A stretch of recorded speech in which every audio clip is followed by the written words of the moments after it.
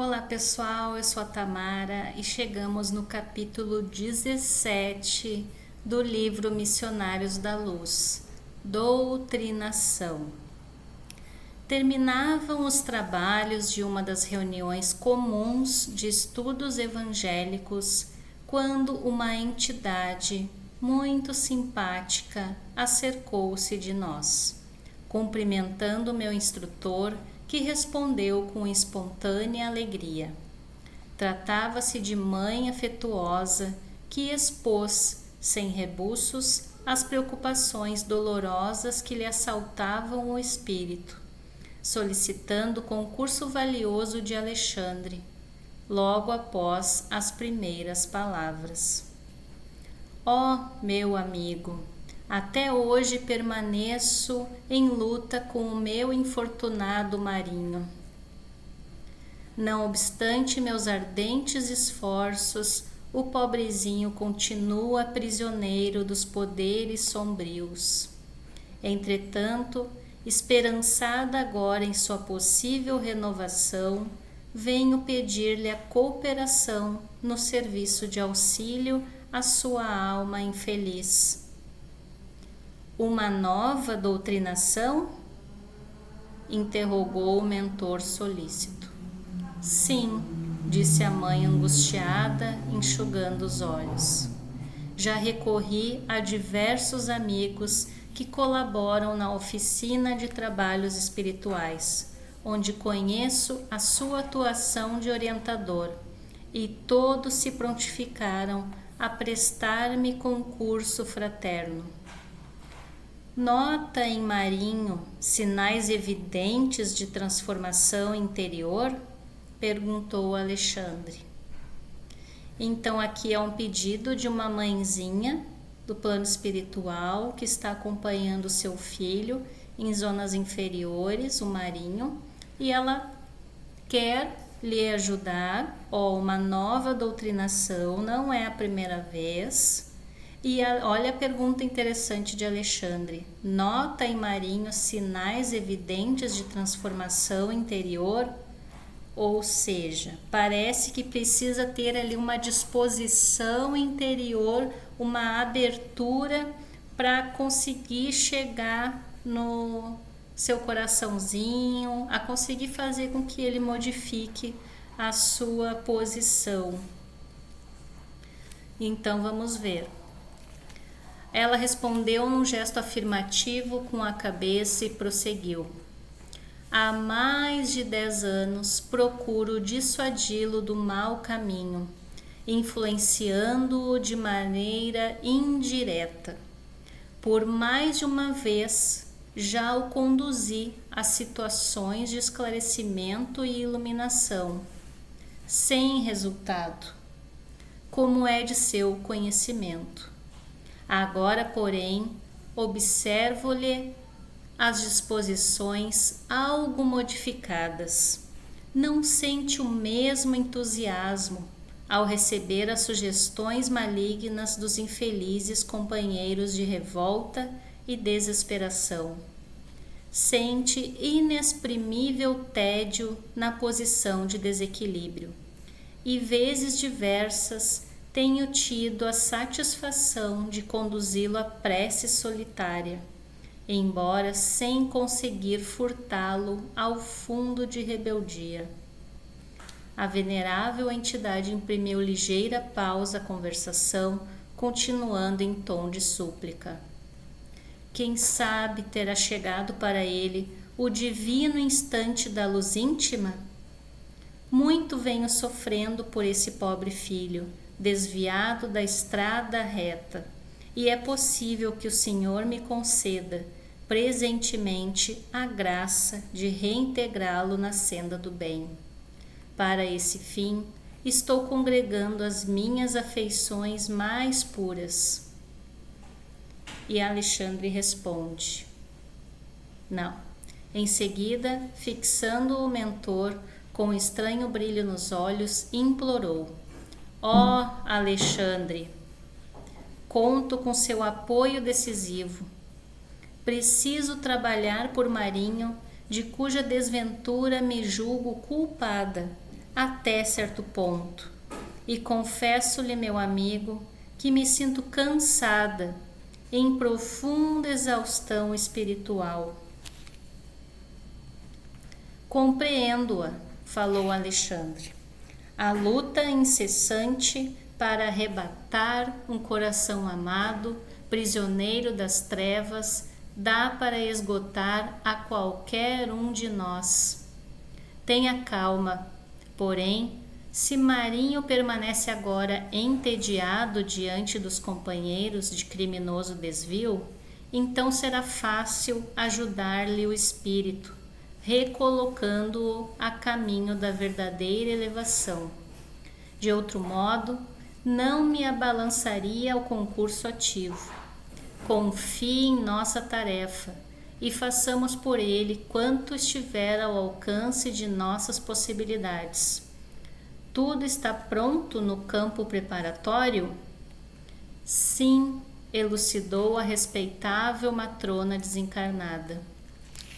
Alguns amigos me auxiliarão a trazê-lo, enquanto outros se encarregarão de ajudar Otávia, encaminhando convenientemente o assunto no agrupamento.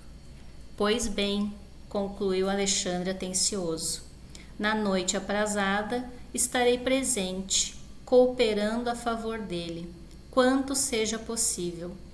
Depois de comovedores agradecimentos, estávamos novamente a sós. Por que a doutrinação em ambiente dos encarnados? Olha a pergunta de André.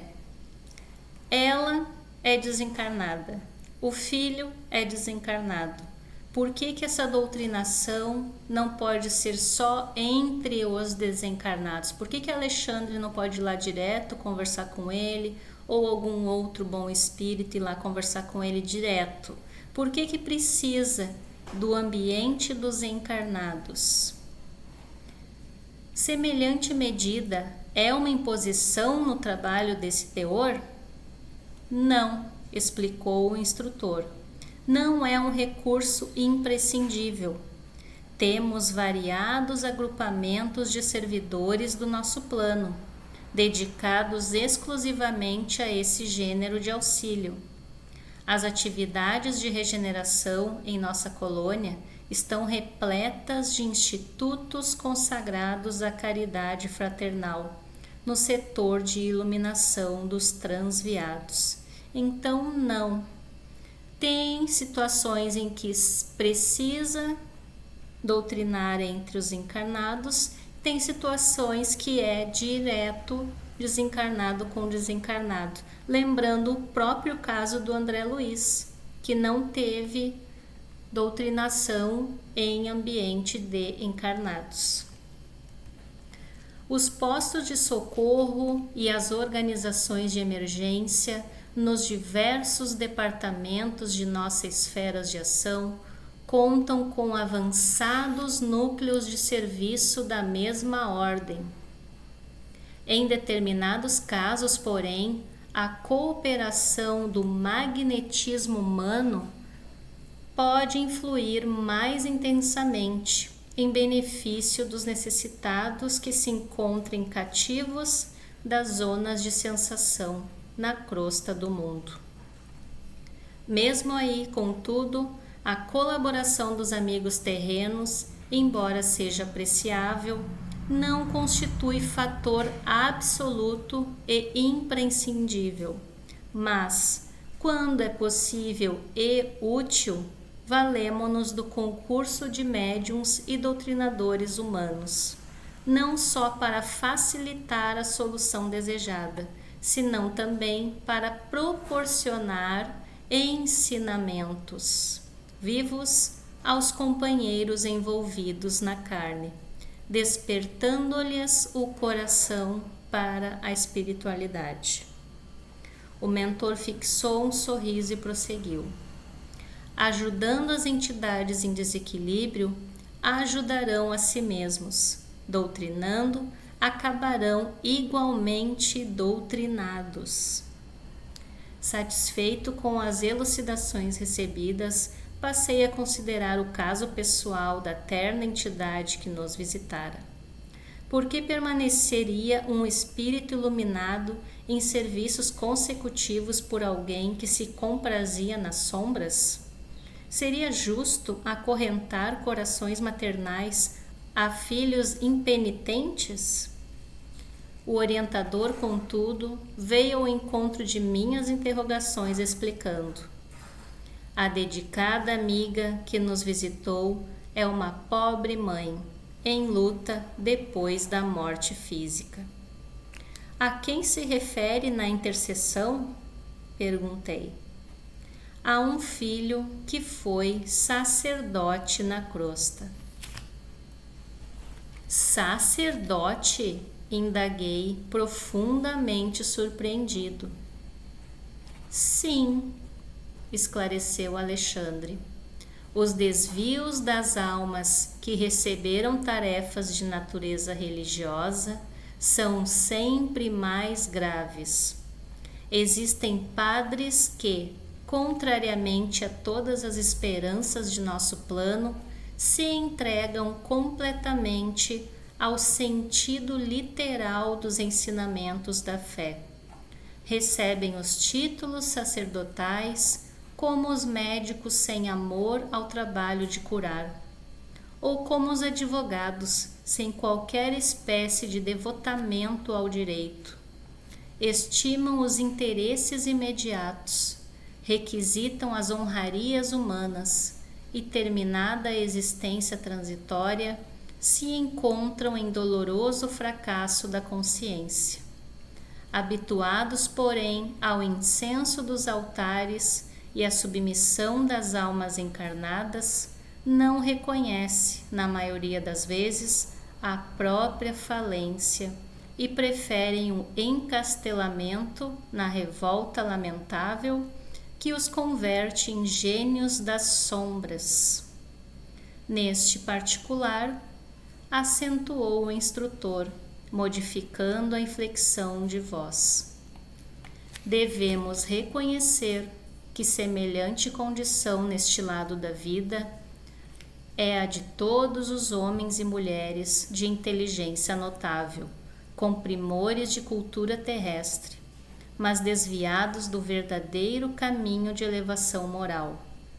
Comumente, as pessoas mais sensíveis e cultas criam o mundo que lhes é peculiar e esperam furtar-se à lei de testemunho próprio, no campo das virtudes edificantes. Acostumadas à fácil aquisição de vantagens convencionais na crosta, pretendem resolver, depois da perda do corpo físico, os problemas espirituais pelo mesmo processo. E encontrando tão somente a lei que manda conceder a cada um segundo as suas obras, não raro agravam a situação, internando-se no escuro país do desespero, onde se reúnem a inúmeras companhias da mesma espécie. Então, é para amar todo mundo, não vale escolher. Dentre as criaturas dessa ordem, sobressai a elevada percentagem dos ministros de várias religiões. Referindo-nos apenas aos das escolas cristãs, verificamos que a maioria não pondera na exemplificação do próprio Mestre Divino. Cerram olhos e ouvidos aos sacrifícios apostólicos.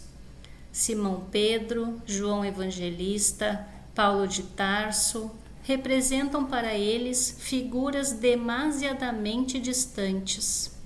Apega-se às decisões meramente convencionais dos concílios, estudam apenas os livros eclesiásticos e querem resolver todas as transcendentes questões da alma através de programas absurdos de dominação pelo culto exterior. Erguem basílicas suntuosas, olvidando o templo vivo do próprio espírito. homenageiam o Senhor como os orgulhosos romanos reverenciavam a estátua de Júpiter, tentando subornar o poder celeste pela grandeza material das oferendas. Mas, ai, esquecem o coração humano, menosprezam o espírito de humanidade, ignoram as aflições do povo, a quem foram mandados servir. E cegos aos próprios desvarios, ainda aguardam um céu fantástico, que lhes entronize a vaidade criminosa e a ociosidade cruel. Alexandre, neste ponto das elucidações, como se fora chamado a meditações mais profundas, silenciou por momentos, continuando em seguida. Para estes, André, a morte do corpo é um acontecimento terrível. Alguns enfrentam corajosos a desilusão necessária e proveitosa. A maioria, porém, fugindo ao doloroso processo de readaptação à realidade, precipita-se nos campos inferiores da inconformação presunçosa, organizando perigosos grupamentos de almas rebeladas, com os quais temos de lutar por nossa vez. Esquecendo que, quando desencarnamos, todos nós continuamos a ser os mesmos. A mesma personalidade, os mesmos princípios, valores.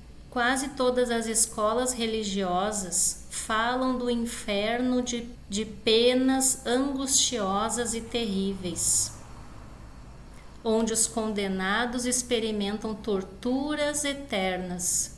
São raras, todavia, as que ensinam a verdade da queda consciencial dentro de nós mesmos, esclarecendo que o plano infernal e a expressão diabólica encontram início na esfera interior de nossas próprias almas. O orientador amigo fez novo intervalo e, depois de pensar a sós durante alguns instantes, considerou: você compreende. Os que caem por ignorância aceitam com alegria a retificação, desde que se mantenham em padrão de boa vontade sincera. Os que se precipitam no desequilíbrio, porém, atendendo à sugestão do orgulho, experimentam grande dificuldade para ambientar a corrigenda em si mesmos. Precisam edificar maior patrimônio de humildade antes de levarem a efeito a restauração imprescindível. Observando que o mentor silenciara novamente, perguntei: mas se o erro voluntário pertence ao sacerdote, no caso em exame, como explicar o sacrifício materno? Alexandre não hesitou. Há renunciações sublimes em nosso plano, exclamou sensibilizado, dentro das quais companheiros existem que se sacrificam pelos outros através de muitíssimos anos, mas, no processo sob nossa observação, a nossa amiga tem a sua percentagem de culpa. Na qualidade de mãe, ela quis forçar as tendências do filho jovem. Em verdade, ele renascera para uma tarefa elevada no campo da filosofia espiritualista. Contudo, de modo algum se encontrava preparado para o posto de condutor de almas. Então ela ficou, de certa forma, quando ele estava lá na fase crescendo, na fase de escolher o que seguir de profissão, de carreira, talvez ela tenha sugestionado muitas vezes para que ele fosse para esse caminho de condutor de almas. A genitora, entretanto, obrigou-o a aceitar o ingresso no seminário, violentando-lhe o ideal, e indiretamente colaborou para que seu orgulho fosse demasiadamente acentuado, interpretando suas tendências para a filosofia edificante à conta de vocação sacerdotal. Impôs-lhe o hábito dos jesuítas, que ele deslustrou com a vaidade excessiva. Claro que a nossa irmã estava possuída das mais santas intenções. Todavia, sente-se no dever de partilhar os sofrimentos do filho. Sofrimentos, aliás, que ele mesmo ainda não chegou a experimentar em toda a extensão, em vista da crosta de insensibilidade com que a revolta lhe vestiu a alma desviada. Porque Alexandre fizesse uma pausa mais longa, interroguei. Mas se o filho foi conduzido a situação difícil, para a qual não se encontrava convenientemente preparado, será tão grande a culpa dele? O instrutor sorriu em vista das minhas reiteradas arguições e esclareceu. A genitora errou pela imprevidência. Ele faliu pelos abusos criminosos, em oportunidade de serviço sagrado. Alguém pode abrir-nos a porta de um castelo por excesso de carinho, mas porque tenhamos obtido semelhante facilidade, não quer isto dizer isenção de culpa. Caso venhamos a menosprezar a dádiva, destruindo os tesouros colocados sob nossos olhos. Por isso mesmo, a carinhosa mãe está efetuando a retificação amorosa de um erro, enquanto o filho infeliz expiará faltas graves. Essa explicação encerrou a palestra referente ao assunto. Na noite previamente marcada, acompanhei o pequeno grupo que procurou Marinho para o auxílio espiritual. Constituía-se a nossa reduzida expedição apenas de 4 entidades: Alexandre, a genitora desencarnada, um companheiro de trabalho e eu. Com grande surpresa, vim a saber que esse companheiro nosso, de nome Necésio, funcionaria na qualidade de intérprete, junto ao sacerdote infeliz. Necésio fora igualmente padre militante e mantinha-se em padrão vibratório acessível à percepção dos amigos de ordem inferior.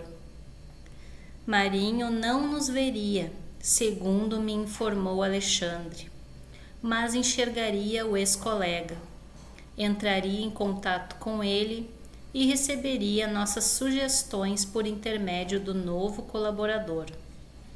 Admirando a sabedoria que preside a semelhantes trabalhos de cooperação fraternal, segui atenciosamente o grupo, que se dirigiu a uma igreja de construção antiga.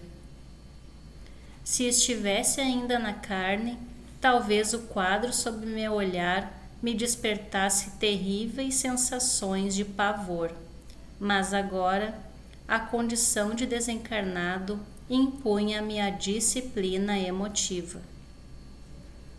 Enchia-se o templo de figuras patibulares, que significa criminosas. Inúmeras entidades dos planos inferiores congregavam-se ali, cultivando além da morte as mesmas ideias de menor esforço no campo da edificação religiosa.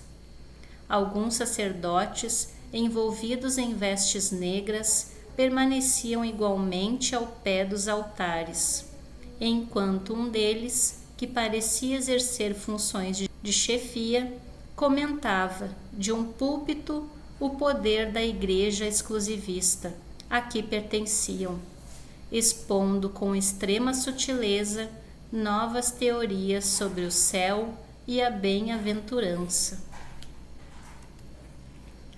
Assombrado, ouvi a palavra amiga de Alexandre, que me explicava gentilmente: não estranhe, os desesperados e preguiçosos também se reúnem depois da transição da morte física, segundo as tendências que lhes são peculiares, como acontece às congregações de criaturas rebeldes na crosta planetária. Os mais inteligentes e sagazes assumem a direção. Muitos males são praticados por estes infelizes inconscientemente. Oh, exclamei com espanto, como podem entronizar a ignorância a este ponto? Quem poderia crer no que observamos? Se forem criaturas informadas quanto à verdade, por que motivo ainda se entregam à prática do mal? Trata-se de ação maléfica inconsciente, esclareceu o bondoso Alexandre. Mas, por que contrassenso as almas cientes da distância que as separa da carne não se rendem à lei do bem? O instrutor sorriu e falou: entretanto, na própria humanidade encarnada, você encontrará idênticos fenômenos.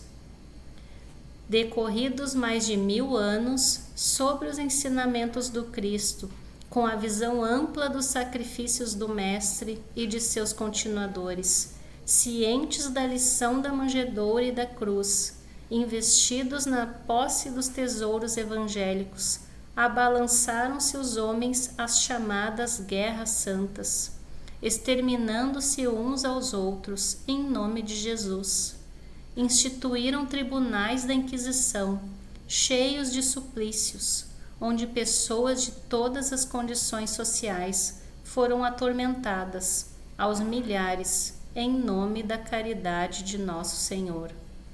Como você verifica, a ignorância é antiga e a simples mudança de indumentária que a morte física impõe não modifica o íntimo das almas. Não temos céus automáticos, temos realidades. Sem disfarçar meu assombro, voltei a indagar. Mas como vivem essas criaturas desventuradas? Obedecem a organizações que lhes sejam próprias? Possuem sistemas especiais?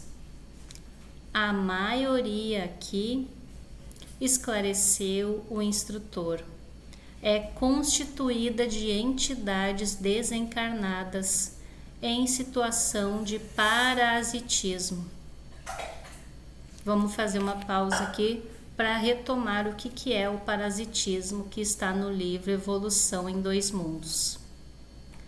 A simbiose espiritual existe entre os homens desde as eras mais remotas, em multifários processos de mediunismo consciente ou inconsciente, através dos quais os chamados mortos, traumatizados ou ignorantes, fracos ou indecisos, se aglutinam em grande parte ao habitat dos chamados vivos, partilhando-lhes a existência, a absorver-lhes parcialmente a vitalidade, até que os próprios espíritos encarnados, com a força do seu próprio trabalho, no estudo edificante e nas virtudes vividas, lhes ofereçam material para mais amplas meditações, pelas quais se habilitem à necessária transformação com que se adaptem a novos caminhos.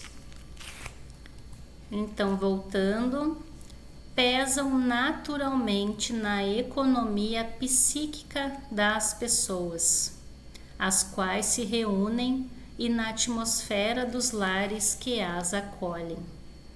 Lembrando também o capítulo 11, intercessão, onde a família estava lá almoçando, fazendo a sua refeição, e tinha algumas das pessoas estavam numa situação de lamentação, de reclamação da vida, e tinha ali desencarnados também nessa mesma sintonia, nessa mesma vibração, que estava ali lhe partilhando o ambiente junto com os encarnados. Não creia, porém, na inexistência de organizações nas zonas inferiores. Elas existem e em grande número, não obstante os ascendentes de orgulho e rebeldia que lhes inspiram as fundações. Em semelhantes agrupamentos, dominam os gênios da perversidade deliberada. Aqui, sob nossos olhos, temos tão somente uma assembleia de almas sofredoras e desorientadas. Você não conhece ainda os antros do mal, em sua verdadeira significação. E num gesto expressivo acentuou: não vivemos em paz com esses focos de maldade organizada. Compete-nos lutar contra eles, até a vitória completa do bem. Mais uma vez, senti a extensão e a magnitude dos serviços que aguardam os leais servidores de Jesus, depois da morte do corpo físico. Escutava com interesse a engenhosa pregação do dirigente desencarnado, quando o novo cooperador que nos acompanhava fez-nos ligeiro sinal a alguma distância. Interessado em não se imiscuir na multidão, por causa da sua condição de visibilidade aos circunstantes, sinal esse a que Alexandre atendeu imediatamente, seguido pela genitora aflita e por mim. Antes de passarmos para o próximo slide, lembrando que nós precisamos rever quais emoções nós sentimos na maioria do tempo durante o dia, se são emoções inferiores como tristeza, mau humor, impaciência, negatividade, conflitos, críticas, vingança, ansiedade, rancor e tantos outros. Se nós verificarmos com esse exercício que a maioria das nossas emoções durante o dia são de caráter inferior, provavelmente estaremos aí com companhias de igual emoção também, partilhando os nossos ambientes. Então, vamos fazer esse exercício. E se a gente verificar que sim, paremos e fazemos uma prece, pedindo sabedoria, pedindo amparo do nosso anjo da guarda. O companheiro localizara Marinho e chamava-nos ao trabalho, em recanto escuro de uma das velhas dependências do templo. Mantinha-se a pobre entidade em meditação. A mãe carinhosa aproximou-se e afagou-lhe a fronte. Todavia, o filho infortunado, como acontece à maioria dos homens terrestres, em face da influência das almas superiores, apenas sentiu uma vaga alegria no coração. Avistou, porém, o nosso novo amigo, com o qual estabeleceu interessante diálogo. Logo após receber-lhe afetuosa saudação, perguntou. Marinho, surpreso. Foi também padre? Sim, respondeu Necésio. Pertence aos submissos ou aos lutadores? Interrogou Marinho, algo irônico, dando a entender que por submissos compreendia todos os colegas cultivadores da humildade evangélica e por lutadores todos aqueles que, não encontrando a realidade espiritual, segundo as falsas promessas do culto exterior, se achavam entregues à faina ingrata de revolta e desesperação. Pertenço ao grupo da boa vontade, respondeu Necésio com inteligência. A partir de agora, os próximos trechos pode ser que não tenha no livro que vocês tiverem em casa, se estiverem acompanhando. Nas edições antigas não tem os próximos trechos. Incapaz de perceber a nossa presença a seu lado, Marinho fixou nosso companheiro com sarcasmo e tristeza simultânea e perguntou: "A que me procura?" "Soube que você, meu amigo", explicou seu interlocutor com emoção, "experimenta certas dificuldades íntimas que também venho sofrendo. A dificuldade para conhecer o bem e o cansaço da permanência no mal, a necessidade de afeições e o tédio das companhias inferiores representaram para mim padecimentos enormes."